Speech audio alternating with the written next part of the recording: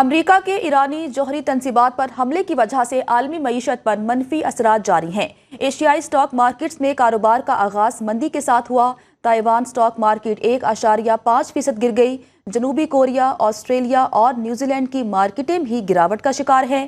ایرانی پارلیمنٹ کی طرف سے آبنائے ہرمز کو بند کرنے کی تجویز کی حمایت کے بعد عالمی منڈی میں خام تیل کی قیمتوں میں 2.6% اضافہ ہو چکا ہے۔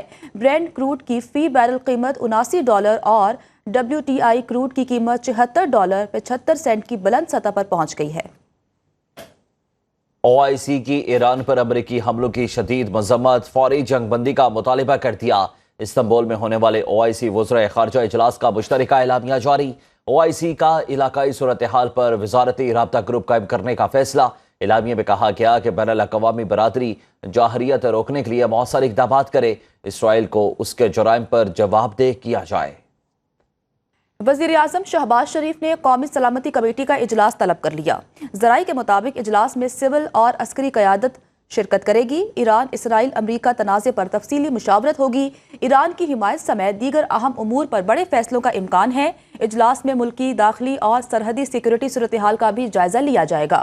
فیلڈ مارشل سید عاصم منیر حالیہ دورہ امریکہ پر شرکاء کو اعتماد ملیں گے۔ اجلاس آج 12 بجے وزیراعظم ہاؤس میں ہوگا۔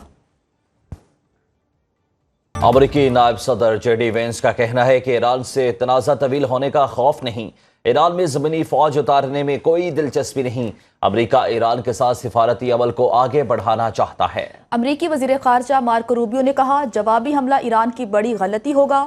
دنیا 24 گھنٹے کے مقابلے پہلے سے زیادہ محفوظ ہے۔ امریکہ بات چیت کے لیے تیار ہے۔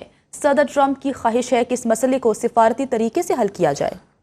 ایران پر امریکی حملے کے بعد یورپی یونین کا ہنگامی اجلاس طلب۔ آج ہونے والے اجلاس میں برطانیہ، جرمنی اور فرانس سمیت دیگر یورپی ممالک کے وزرائے خارجہ شریک ہوں گے۔ انٹرنیشنل ایٹامک انرجی ایجنسی کا ہنگامی اجلاس بھی آج ہوگا۔ بورڈ آف گورنرز کے ہنگامی اجلاس میں ایران پر امریکی حملے کے بعد کی صورتحال کا جائزہ لیا جائے گا۔ اسرائیل کے ایران پر حملے 13ویں روز میں داخل۔ اسرائیل کے ایرانی دارالحکومت تہران سمیت 4 شہروں پر حملے۔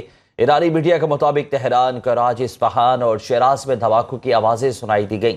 ایرانی میڈیا کے مطابق تازہ حملوں میں 3 افراد شہید اور درجن سے زائد زخمی ہو گئے۔ دوسری جانب اسرائیل کا ایران پر تل ابیب پر میزائل حملے کا الزام۔ ایرانی میڈیا نے تردید کر دی، کہا یہ میزائل کسی اور ملک سے داغا گیا۔ ایرانی جوہری تنصیبات پر حملے کے بعد مشرق وسطیٰ میں امریکی اڈوں پر سیکیورٹی ہائی الرٹ کر دی گئی۔ سعودی عرب نے سیکیورٹی الرٹ جاری کر دیا۔ بحرین کی وزارت داخلہ کی شہریوں کو غیر ضروری سفر سے گریز کی اپیل۔ کویت کا دفاعی کونسل کا اجلاس مستقل جاری رکھنے کا اعلان۔ قطر اور متحدہ عرب امارات میں قائم امریکی فوجی اڈوں پر بھی سیکیورٹی سخت کر دی گئی۔ متحدہ عرب امارات کے صدر محمد بن زائد ال نہیان کا سعودی ولی عہد امیر قطر اور امیر کویت سے ٹیلی فونک رابطہ۔ خلیجی رہنماؤں نے فریقین سے تنازع کے سفارتی حل پر زور دیا۔ مختلف ایئر لائنز بھی مشرق وسطیٰ کی فضائی حدود کے استعمال سے کترانے لگیں۔ امریکہ کے ایرانی جوہری تنصیبات پر حملے کی وجہ سے عالمی معیشت پر منفی اثرات جاری ہیں۔ ایشیائی سٹاک مارکیٹس میں کاروبار کا آغاز مندی کے ساتھ ہوا۔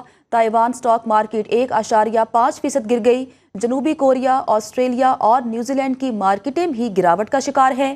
ایرانی پارلیمنٹ کی طرف سے آبنائے ہرمز کو بند کرنے کی تجویز کی حمایت کے بعد عالمی منڈی میں خام تیل کی قیمتوں میں 2.6% اضافہ ہو چکا ہے۔ برینٹ کروڈ کی فی بیرل قیمت $79 اور WTI کروڈ کی قیمت $74.75 کی بلند سطح پر پہنچ گئی ہے۔